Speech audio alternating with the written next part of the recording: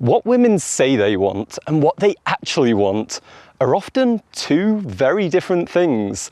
And a brand new study has been released that showcases this, once again, incredibly well.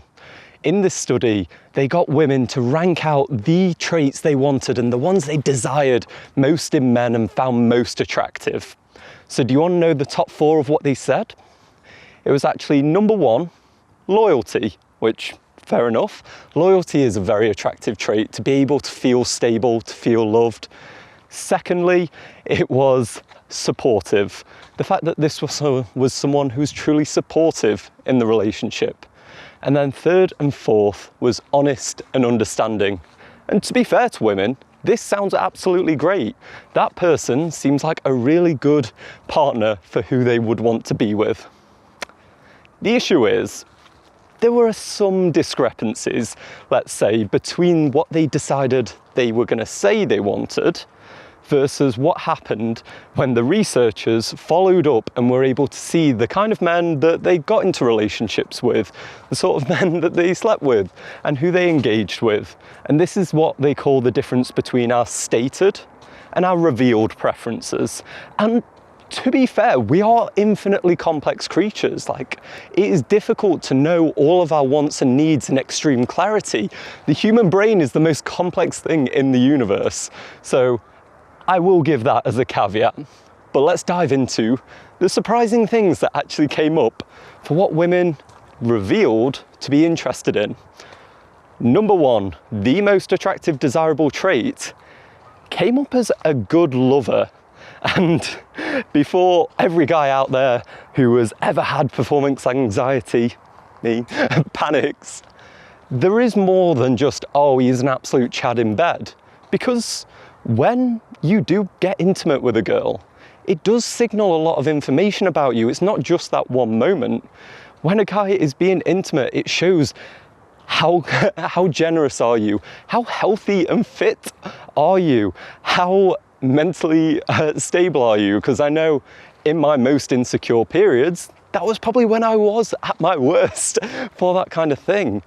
Being able to be intimate with someone, it shows vulnerability, and whilst it's maybe not what I thought was going to come up top, I can see how it has quite an impact on women and has quite an effect, because it delivers such an amount of information about who this guy is.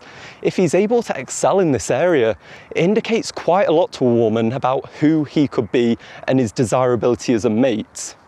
Then, secondly, and this is quite nice to know, it was loyalty.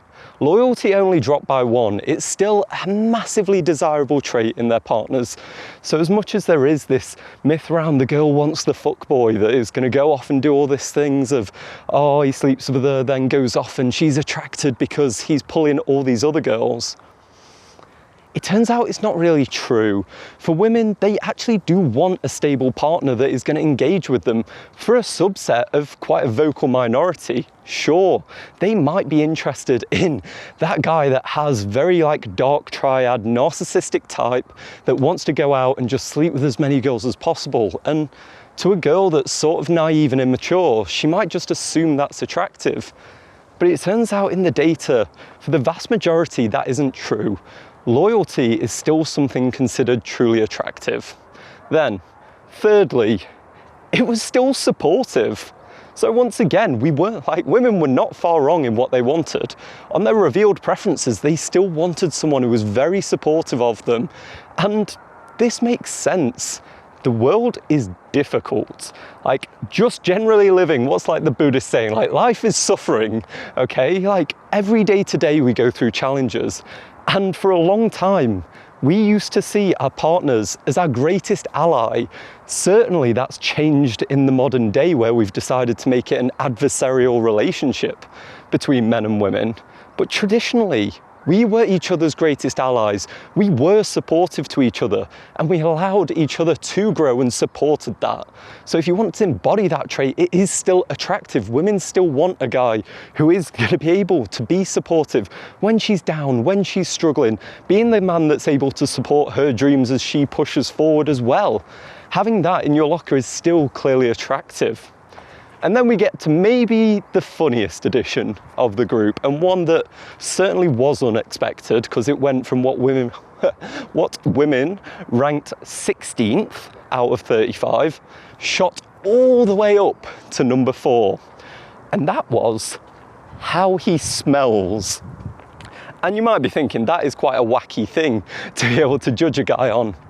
But it does make more sense, because similar to how he is in bed, how he is and he gets intimate, our smell indicates a lot of information about us, especially to women who have a higher sense of smell, a better sense for this. They're able to tell if he is a good genetic match, if they have compatible and desirable immune systems. They've ran experiments before on women where they will take guys who wear t-shirts, wear them around all day, and then they pass them to women and get them to rank the guy's attractiveness based on the smell of the t-shirt. And very often women can do this with like no issues. There is something in there that they're just able to smell a guy that is healthier, that has better facial symmetry, that is a traditionally more masculine guy. And then you add in that other layer of looking for someone who is truly compatible with you, because you're likely to then create, I think it's the most healthy offspring. So she needs to like your scent, she needs to like your smell. And that's one of the times when a girl will just kind of say, oh, I don't know what it is, there's just something about him. Probably it's just pheromonal, and that communicates so much about you that women get entranced by it. And this is me advocating certainly for you to be able to be willing to express your smell. Like, I've not worn deodorant since lockdown. That's quite a personal detail, but why not? I decided not to, because once I started getting really healthy, I found that it didn't like, as long as so after I exercise, I definitely need a shower, and maybe deodorant would have been useful there. But if you're just knocking around day to day and you're a healthy man, it is completely fine to then not apply deodorant, and women get attracted to it. There are plenty of girlfriends and partners where I've had, and I've left them a t-shirt and they end up liking the smell and get interested to want to keep it because there's just something about it. But on top of that, one thing a guy can do, and something that I do recommend to clients, is establishing a signature fragrance of something that you wear that will remind her of you, that is just something that is attractive and masculine.